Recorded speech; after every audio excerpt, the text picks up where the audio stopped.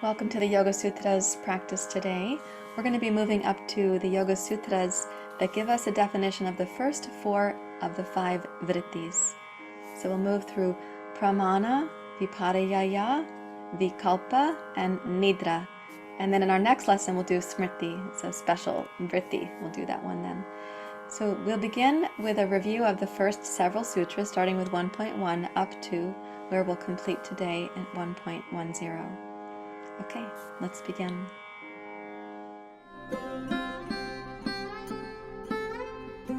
Welcome for practice. We're here for the Yoga Sutras. So let's start with a comfortable seat.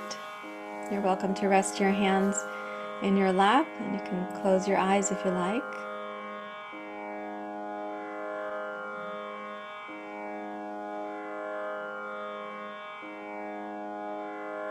And let's imagine that we've taken a seat on a certain morning where the area around us is quite foggy. So it's difficult to see clearly, even in a short distance ahead of us. It's difficult to see clearly.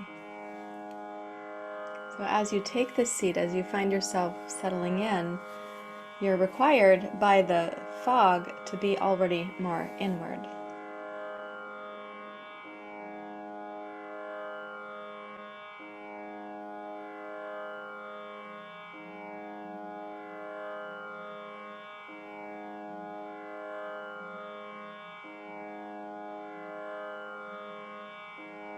Naturally, when we are sitting in a place that's familiar to us, if we are surrounded by fog, we have a kind of memory of what is still out there. But if we were sitting somewhere where we had no familiarity and there was no memory of what might be out there, we could only imagine what it might be. And if the fog is quite thick, we could imagine that what is there is just dense fog going on and on and on. And perhaps beyond that is a kind of void or nothingness. So for the time being, we're going to direct our attention inward, neither fantasizing about what is in the fog or beyond the fog, but just know that in a light sense, the mind will make things out of its circumstances. It will try to explain things to itself. So for the time being, let's sit with attention going inward.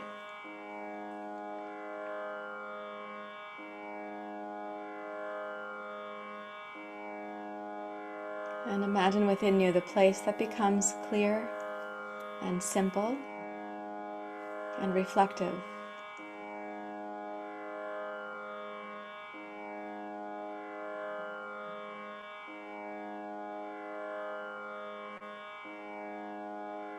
You could imagine this like when you see a glacial lake and it's really crystal clear, and on the surface of the lake is the mountain inverted. And the lake only reflects the mountain with the accuracy and objectivity that the reflective lake is capable of doing.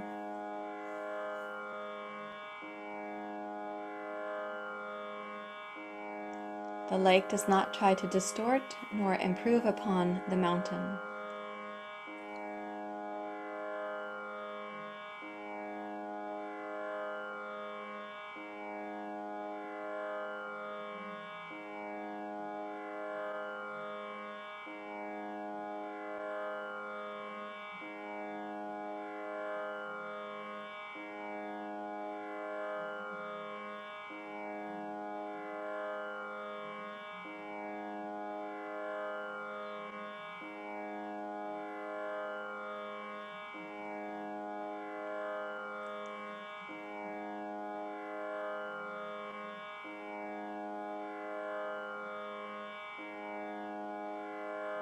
As you find your mind settling, we hope settling into the here and now. And you can raise your hands to your heart.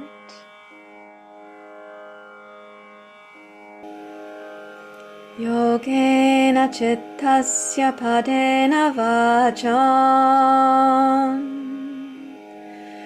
malam sharirasya cha vaijakena Yopakarotam pravaramuninam Patanjalim pranjaliranatosmi. Om. Om. Om.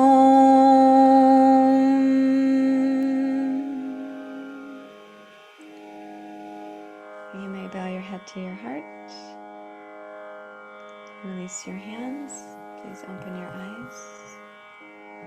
Today I have my fellow co-teacher down here in her cuddle cave. She's just changing her position, I suppose. She had to update her meditative position. So we'll see if that happens more than once. So when we are following along in the Yoga Sutras, and we're at the place where Patanjali has suggested that there are 5 kinds of vrittis, 2 of those kinds of vrittis are the sense of deep sleep or going into the void, so that's called nidra, and then also our ability to misperceive reality or to perceive things that actually are not there. So that would be called vikalpa, when we are imagining what is there. We are conjuring something out of nothing. Another confusion that we can have is actually misperceiving what we do see. So for example, if we misperceive the rope to be a snake, if we misperceive the fog to be a snowstorm, so we're misperceiving something that we're actually seeing, that is called, pardon me, you gonna go in? So we misperceive something that is actually there, but we're misperceiving it, we're misnaming it, rope for snake, fog for snow, that is called vipariyaya. So there are 5 kinds of vrittis: pramana, vipariyaya, vikalpa, nidra, smritayaha. And the 5th of those means memory. So let's say that we're sitting in this foggy area and we misperceive that fog to be snow. That's called vipariyaya. If we imagine what is in that fog and we imagine things to be there that we actually have no reference for, and may not even be in reality. We might imagine that Jupiter is in the fog, or that it's a flock of flamingos floating in the sky. We might be imagining something that has no context for reality. That's called vikalpa. If we feel that in that fog it's all just a deep void and our mind goes very dull, we're in the void of nothingness, that would be called nidra. If we're sitting somewhere familiar and the fog is there, but we sense what is beyond the fog, we remember what is there, that's using memory, and that's called smriti. So we'll go through the sutras starting with 1.1, and we'll move up to these sutras. And as we get to the later sutras that are new for you, we'll do them one word at a time in call and response. So we'll begin with one sutra at a time in call and response. And I do have another co-teacher here. He may settle down, he may nibble at my wrists. Okay, so for the first Yoga Sutra, we begin there. Atta yoganusasanam. Atta yoganusasanam. Yogas chitta vritti niroraha. Yogas chitta vritti niroraha. Tada drastu svarupe vastanam. Tada drastu svarupe vastanam.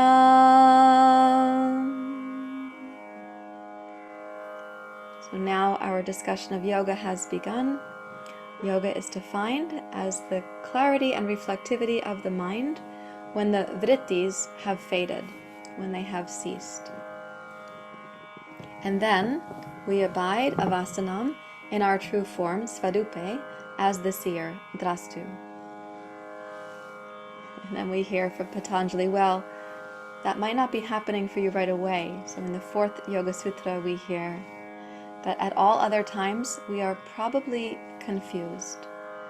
We are confusing our vrittis for ourself. vritti sarupyam itaratra, vritti sarupyam itaratra, vrittayaha panchataya klishta klishta, vrittayaha panchataya klishta klishta.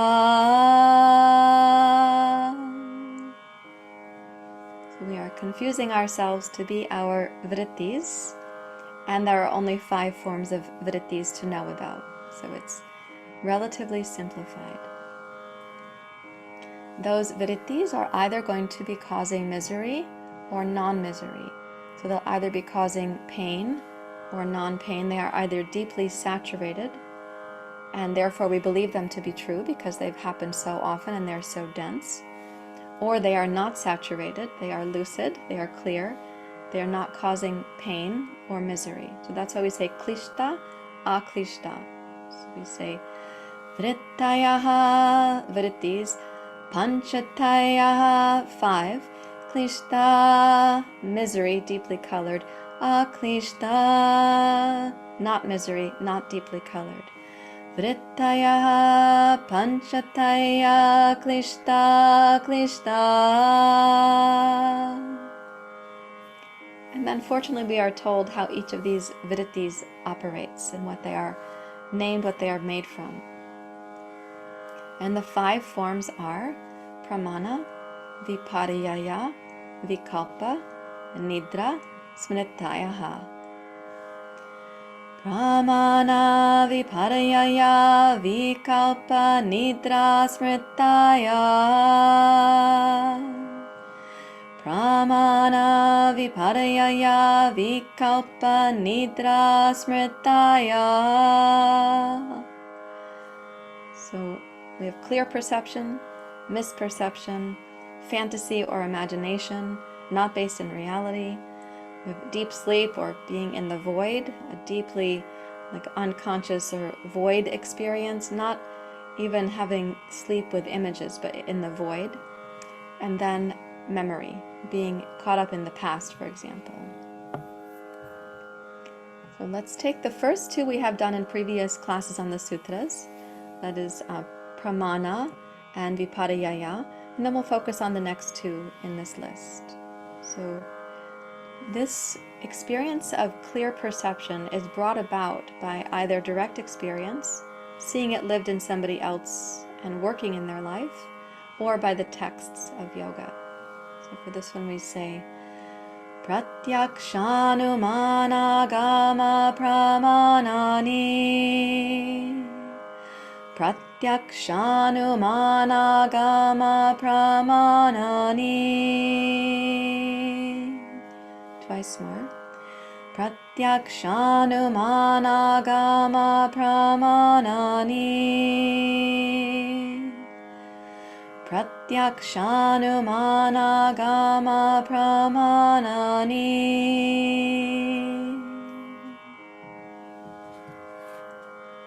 Now, vipariyaya is when we are misperceiving something, we have false knowledge about it, and as I've said previously, it's very painful to feel misperceived by others. It's also problematic to misperceive ourselves and to misperceive others. So we end up causing a separation from others. We also cause a separation from ourselves. And that separateness ends up being discussed in the 2nd pada of the Yoga Sutras as asmita, the 2nd cause of suffering.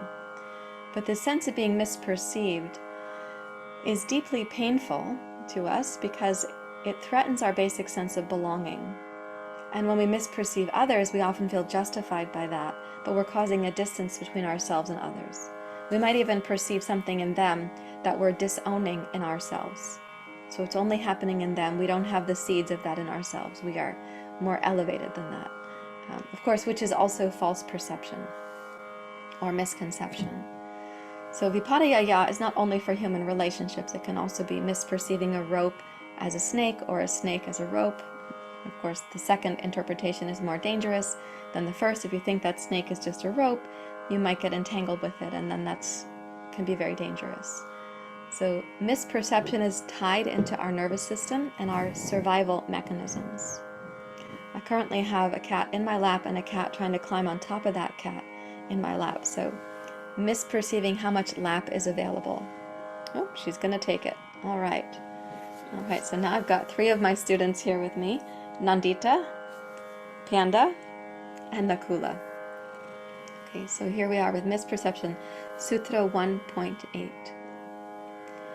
Viparayayo mitya jnanam attadrupa pratishtam.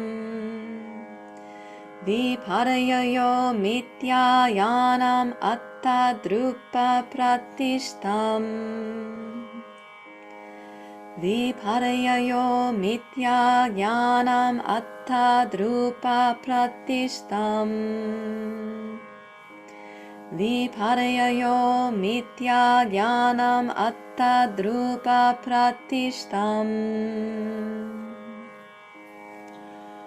Okay, my kitties have worked it out. Let me see if I can show this to you. So I misperceived how much room was available in my lap.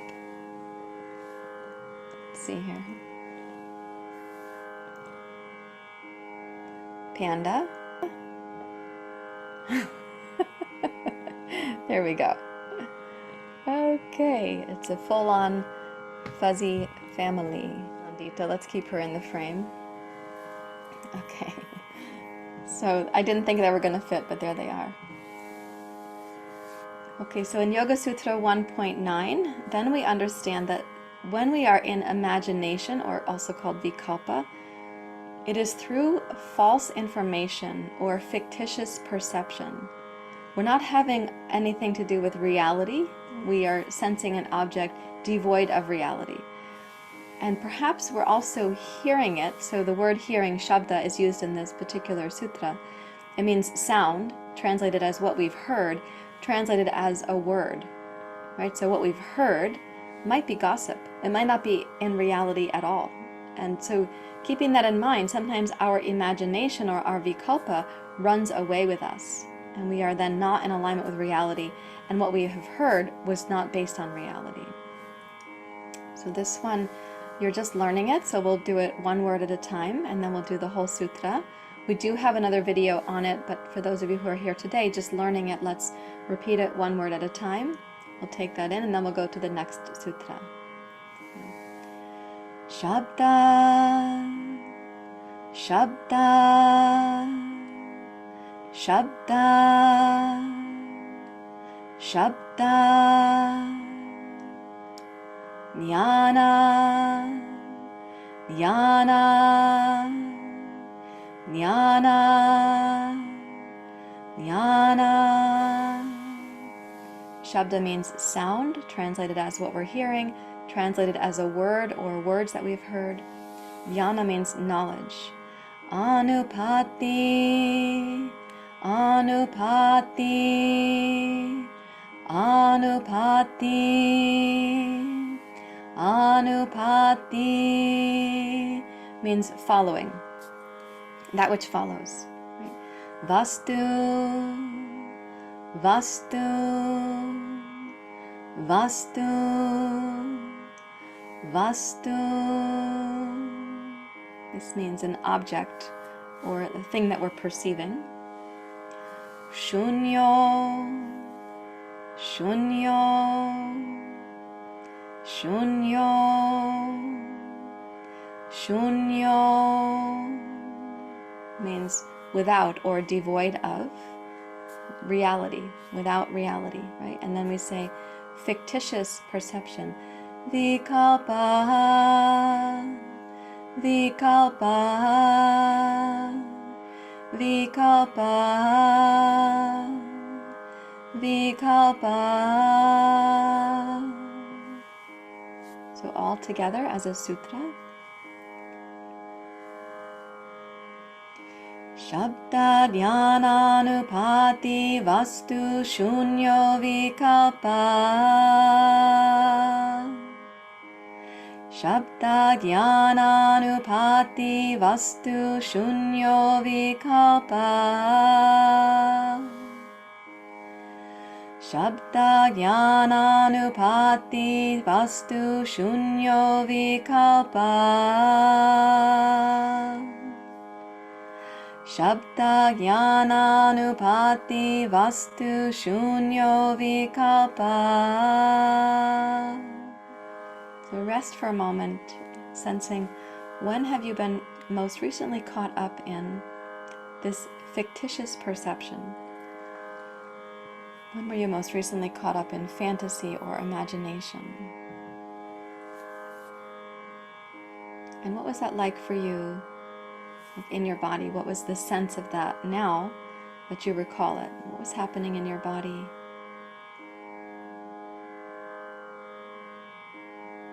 And what do you imagine made you more susceptible to that fictitious perception? What do you know about what made you more susceptible? Maybe to believing gossip, or to succumbing to really perceiving things without any context for reality. Some of what can make us more susceptible is the unresolved wounds that we're carrying around. So an event happens and we perceive it according to our past impressions. Those are called samskaras. We can also be susceptible to misperception when there's, or fantasy, or not being in alignment with reality. We can be more susceptible to that when there's heavy conditioning coming our way, or very convincing presentations of something, or we are less well slept, we are less resilient, we are less clear, we are more vulnerable. So this kind of combination of things can cause us to perceive things without any basis in reality. The next of the 5 vrittis is nidra. And right now, yoga nidra is a practice that people pursue at yoga studios. It's a practice of getting the deep sleep. The deep restorative practice of yoga nidra is actually said to be 4 times more powerful than your actual sleep. But in this context, and every word has to be taken in its context, in this context, in this part of the discussion in the Yoga Sutras, nidra refers to when we are asleep, we are in the void. We are in the tamas, the inertia, the darkness of nidra. We'll do one word at a time, and then we'll do the full sutra. So we say, abhava, abhava, abhava, abhava. Lacking, the absence of. Pratyaya, pratyaya, pratyaya, pratyaya means impressions. So in the absence of impressions, no impressions are happening, there's a nothingness. Alambana, alambana, alambana. Alambana means support or resting in. So what we're resting in, what is the mind resting in? When we have no impressions going, what is the mind resting in?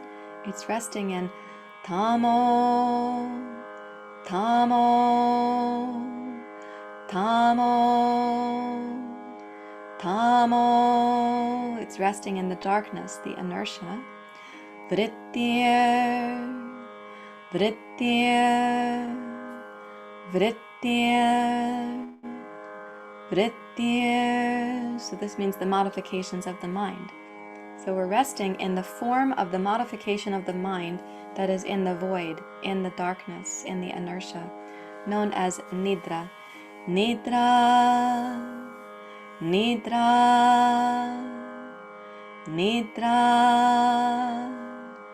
nidra. So while sleep is a function that we need to be restored, in this case, what's happening is that we are resting our mind in the void of nothingness, of inertia, of darkness. And in that, going to sleep actually in our life, or going to sleep in terms of having no consciousness for what is present with us. So being absent, being in the void, that is not a helpful way to be in meditation, not a helpful way to be in relationship. We need sleep as an actual function, but this is referring to when we go to the void, to the nothingness. In modern neuroscience, we might talk about this as when we succumb to the dorsal vagal reflex in the nervous system. As a dorsal vagal shutdown of everything, we go limp, or we collapse, we become numb or sedated. So let's chant this one. It'll be our closing practice for today.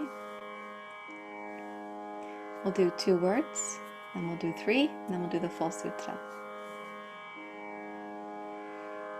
Abhava pratyaya, abhava pratyaya, abhava pratyaya, abhava pratyaya, abhava pratyaya lambana, abhava pratyaya lambana, abhava pratyaya lambana, abhava pratyaya lambana, abhava pratyaya lambana tamo vrittir nidra, abhava pratyaya lambana tamo vrittir nidra,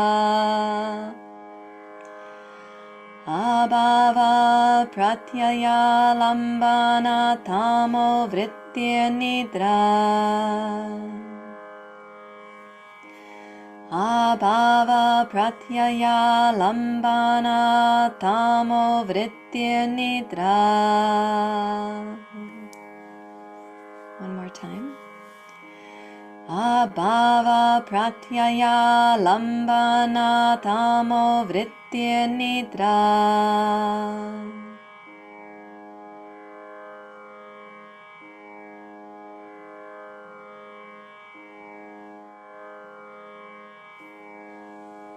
So recognizing that our minds have the capacity to go into the void, let's now imagine that having been here and having chanted, the fog has dissipated.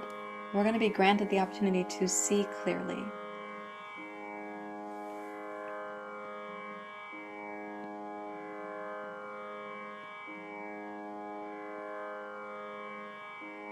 And what we aim to see clearly is reality.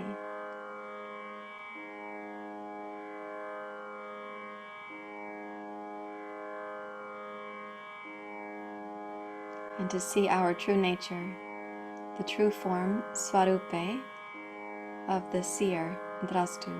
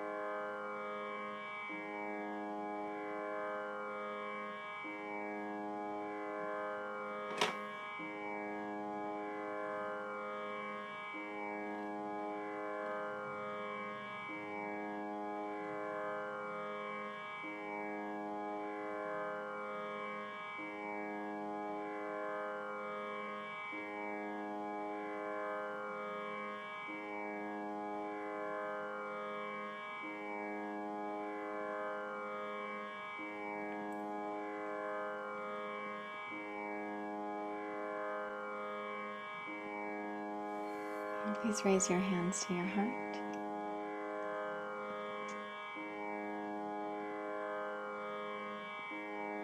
Thank you very much. Namaste. Thank you very much for joining me for this practice. Nice to have you here, along with my companions, Panda, Nakula, and Nandita. Bindi is off yonder in her cubby there. So If this practice was helpful to you, please do click the like button. That's good feedback for me. And if you've not yet subscribed to the channel, please do that as well. And if you have questions or comments, please leave those down below the video. I look forward to seeing you in the next class. Namaste.